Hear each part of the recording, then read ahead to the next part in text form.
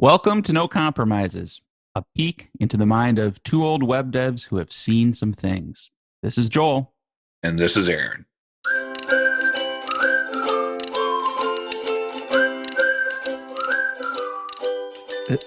Some people, Aaron, think about important days in their life, like maybe, Weddings, funerals, births yeah. of children. And I was just thinking, for you, it's probably when you started working with me, and I wanted to talk about that today. And I'm giggling a little bit, so it's a little tongue in cheek, but in a serious vein, we were reflecting recently on the benefits of working with somebody else.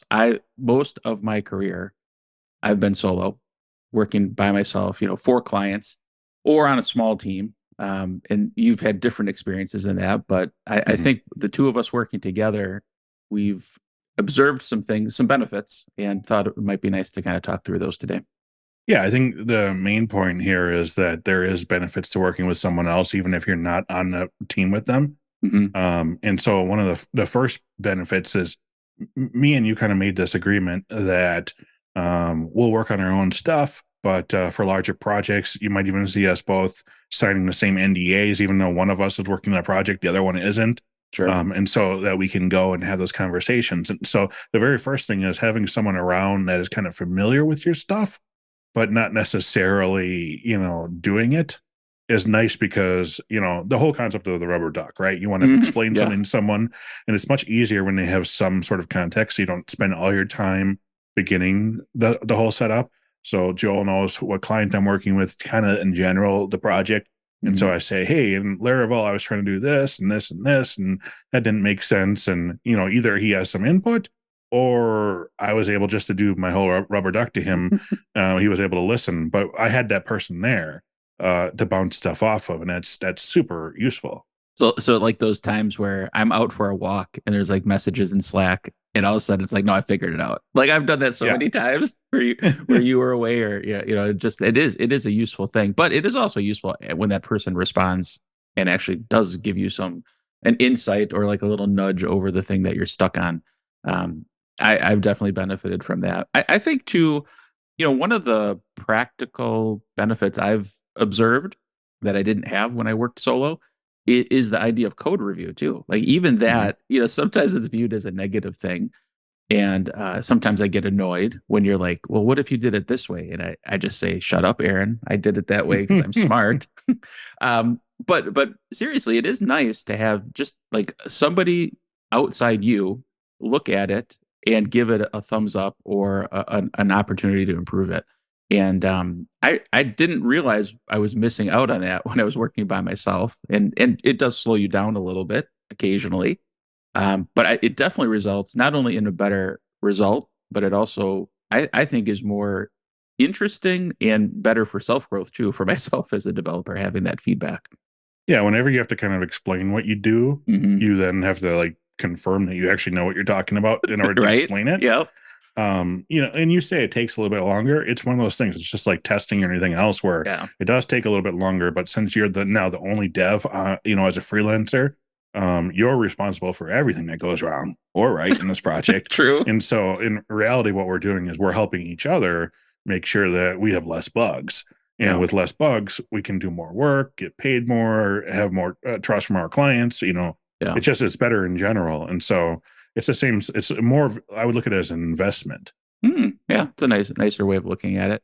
The thing I've noticed too, kind of along those lines, is even just the basic knowledge that somebody is going to review this makes me write the code a little different. Like when I'm facing a situation where I could do something two different ways, I do pause a little bit longer and think like, well, what is the best way? And if asked, what reason would I give for why I chose this way versus another? And just kind of that little bit of a conversation in your own head, anticipating a future conversation during a code review, I find it results in kind of clearer thinking about the project and the different technical decisions made in it.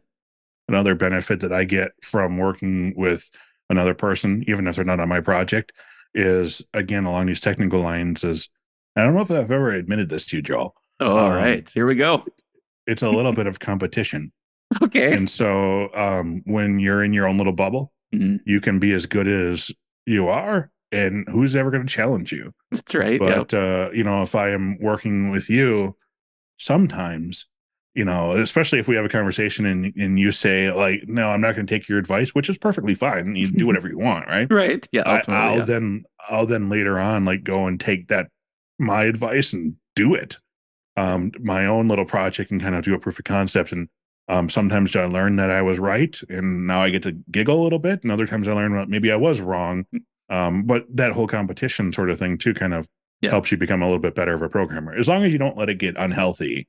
You know. Right. Yeah. Within reason. And I don't think I think the maybe the times I felt most frustrated was when I put in a long day on something, maybe it was behind schedule, and then you suggested something that would take me more time to do.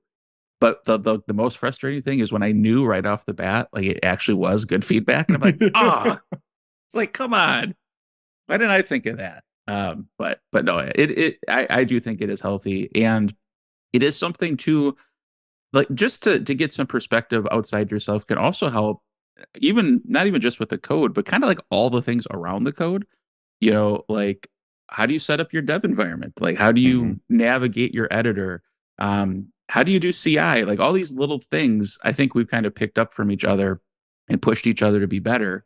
Whereas I could technically have done any of those things when I worked by myself, but it's not the same sort of feedback cycle. And so I've seen that when we joined a team, and I'll put just something like commonplace to me, but they've struggled with it and kind of written off like, oh, we can never do that, and I'm able to say, no, you can. Here's how I dealt with that in the past, and it's a nice way to kind of level up quickly by working with somebody else. The last sort of thing I think I would say on this is your career, especially as a freelancer, goes through different peaks and valleys, and understanding that if you're going to be a freelancer forever, or if this is some sort of sabbatical and then you're going to go Mhm. work with a team or whatever, there's a certain set of skills that you need to have as a programmer to work with humans. And the more time you spend, especially like, I always joke like the better the programmer, the worse they are at talking to humans. Okay. But I mean that's not necessarily true. Yeah. But this idea of like if you're always working by yourself and then working for a client, and communicating only those two types, Yeah. you start to learn some of the other tools, which is communicating with other developers. Hmm. Not even learning, but just this sort of communication. It's a little bit different. Yeah. And so having another person, even if you're a freelancer and you want to work by yourself, having someone else that you can join in like a meeting or two a week, and I know people hate meetings, but when you control your own meeting, it's totally different Yeah. Right. than the manager coming and saying like, everyone tell me what, and you're just sitting there going like, I don't care. Like, but when you can have some time with someone that you trust and, is maybe, Mhm. working on a different project, it helps you continue to exercise that muscle of like, this is how it would be in a team. And here's how Yeah. I can work at, for me, for example, is like keeping patience. Sure. And I'm not saying you require a lot of patience. I mean, I mean, I I I wouldn't am. fault you, but But no, but just like the patience of having Mhm. to explain something, the patience of knowing that not everyone knows exactly what you do, Yeah. and vice versa, and then going through that and keeping those muscles sharp, because you never know, you might be augmenting a team next time, or you might just say enough with this and go work for the man directly. Right. Yeah. It's not optional to deal with those things. It's now a part of your day to day job. So Yeah, yeah, I think it was something nice to reflect on, and especially it's something I know I'm going to go back to in my mind when I'm feeling frustration. Be like, all right, this is a net positive, so just settle down, right. Joel.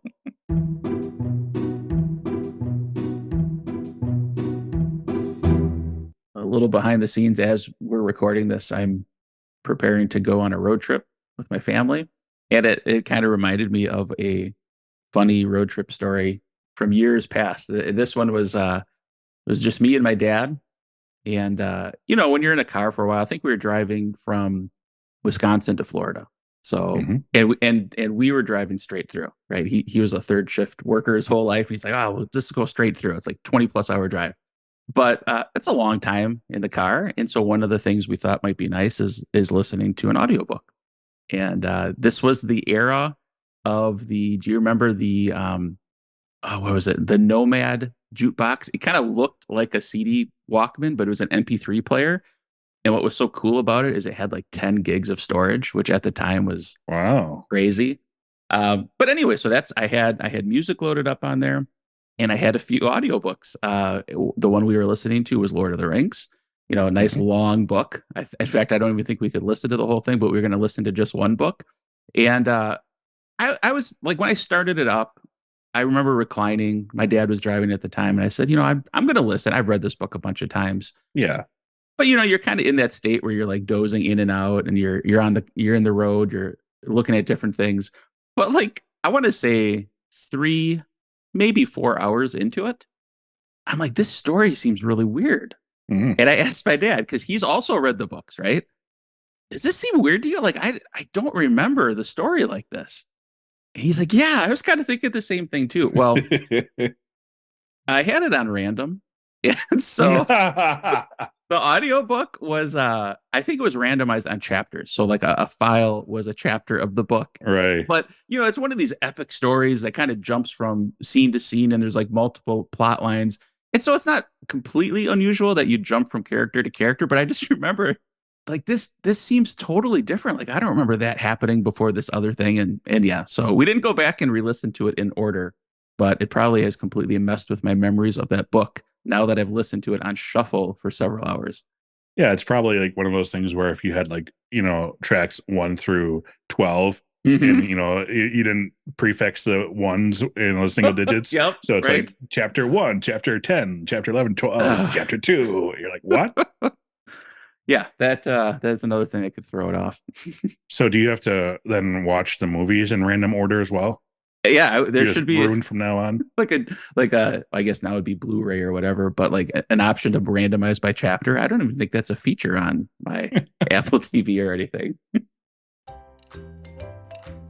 We're really in favor of finding a colleague or an equal, someone like that you can work with and kind of practice this and get someone that you can bounce stuff off of and better yourself. But if you can't find someone like that, we can help.